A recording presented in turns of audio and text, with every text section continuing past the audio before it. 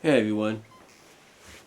You know, it's this past Monday I will say that the Raw after WrestleMania, I thought it was okay. I didn't watch the first half hour of it or so because I was working and I was doing a little shopping.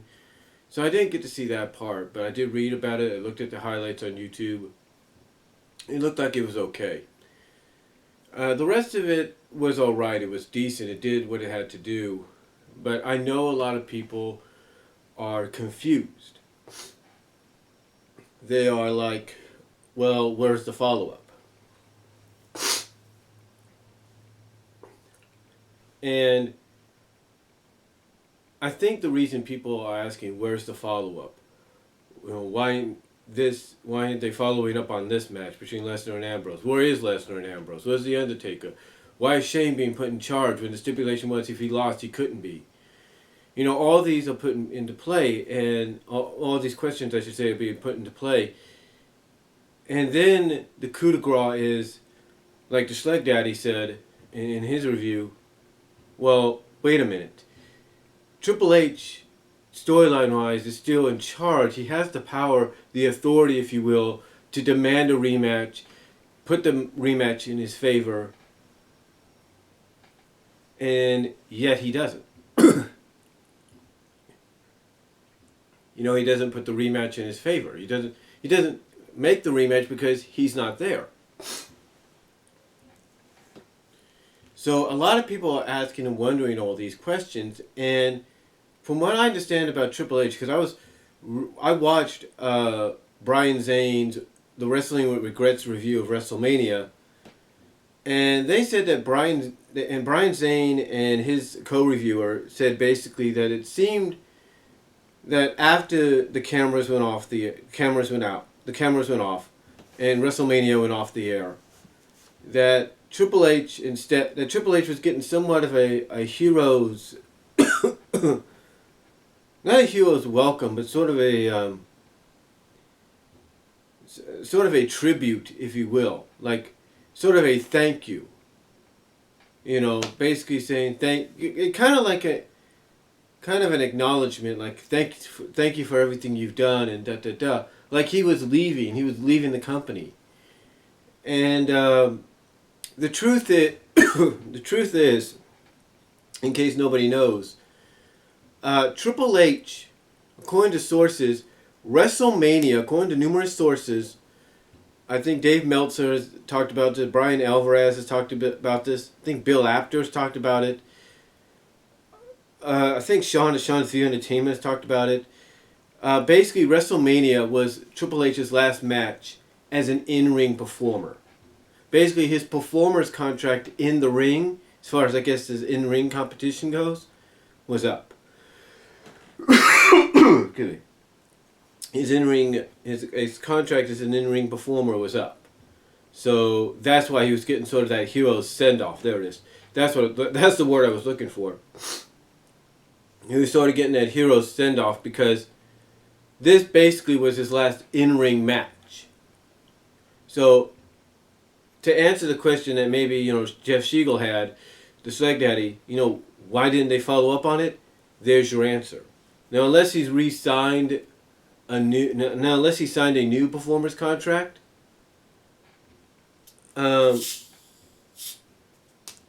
which I'm pretty sure he will. Right now, he's just taking a break. I look at WrestleMania as he and Stephanie's last appearance on television for the next few weeks, at least until after Payback, or at least, I would say this: Stephanie and Triple H I see coming back, at least maybe on the Raw before Payback, at Payback, or after Payback. That's when I see them coming back. Right now, they're taking maybe a month off to rest up, maybe have a vacation, spend time with the daughters, have some family time, because basically, let's be honest, for everything they've done as characters in the ring, they deserve this time. And it also allows Triple H to kind of focus a little bit more on NXT and Stephanie to focus on the other outside ventures to ventures like, getting other businesses, other organizations to partner with WWE and vice versa. And like I said, also spend some family time with their daughters.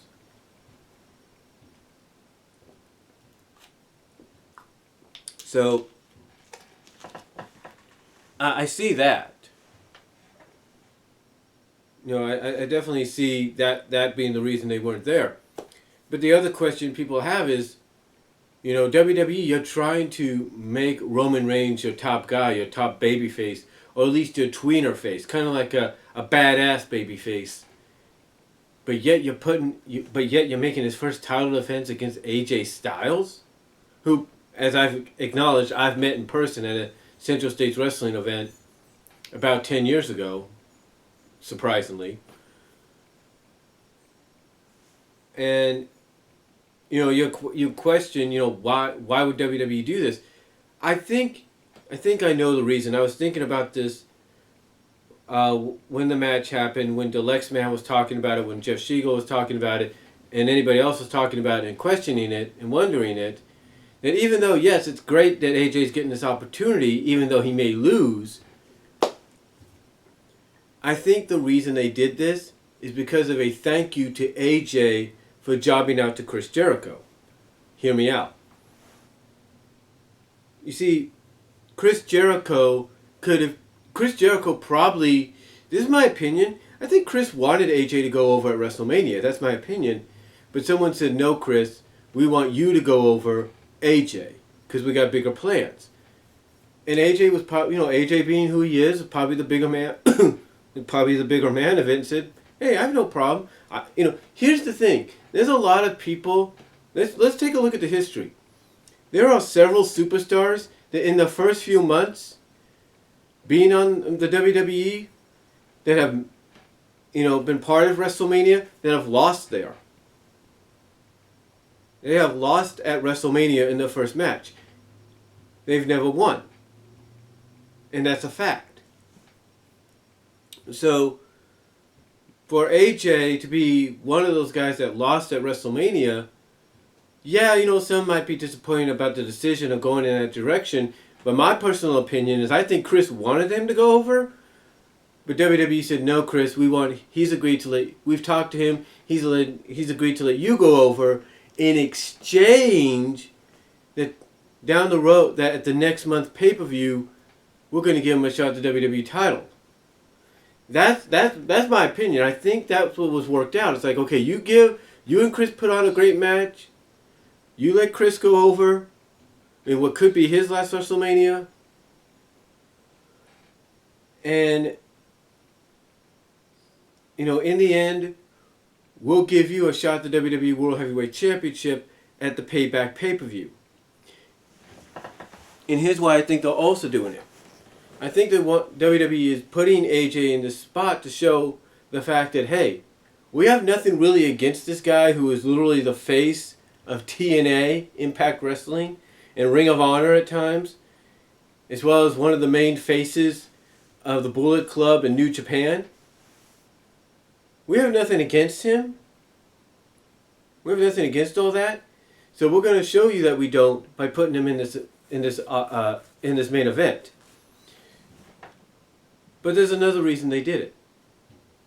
Another reason is if you go back and think about it, Roman Reigns, even though he still got booed, who kind of helped him get some of those boos away? Or put some of those boos to rest, going into WrestleMania 31. His match with Daniel Bryan, and Daniel Bryan putting him over. That right there should answer your question. Daniel Bryan, in defeat, put Roman Reigns over. Here's an indie guy in Daniel Bryan, an indie darling, if you will, the father of the Yes Movement, saying, cheers this guy. And even though it didn't take out all the boos, all the hatred, it subsided some of it for a little bit. And I think that's the plan they got for AJ. AJ's in this position to bring the best out of Roman, but in exchange kind of put Roman Reigns over as a babyface. and say, hey, look, this guy can do more than what you think, and I'm going to help him do that. That's what Daniel Bryan did for him. It's the same. It's the thing. The thing is, with guys like Roman Reigns and even a John Cena, they need certain people to bring the best out of them, to bring sides of them out that they cannot bring out, as they are right now. I mean, if you put Roman Reigns in the ring with Triple H again, or you put him, excuse me, you put him in the ring with Triple H again, or you put Roman Reigns in the ring with someone like Kane or the Big Show or even Baron Corbin, he's not going to be able to do much. You put him in the ring against a guy like AJ Styles, and he can bring the best out of him. That's why, whether we like it or not, the match between him and Triple H went long. It's because Triple H was helping to bring the best out of him, was helping him to be able to do things he can't really do at times because people backstage will limit him in what he can do. So to me, that's why AJ's in this position. You want AJ in this position to help bring out the best in Roman Reigns and show that he can be more than just a 4 or 5 moves of doom kind of guy. You want to show that he can do more. You want to show that he's got more in his arsenal than he's being allowed to have. Excuse me. And that's why they did it. It harpens back basically to Daniel Bryan at Fastlane last year and how he was able to bring out the best. I mean, look at John Cena. When John Cena had his U.S. Open Challenge, he had a lot of guys coming after him that would give him match of the year qualities. Cesaro, Sami Zayn, Neville, you name it, they gave him match of the year matches. And they brought out the best in John Cena that we've never seen, or yet to see in a while, because of who they were.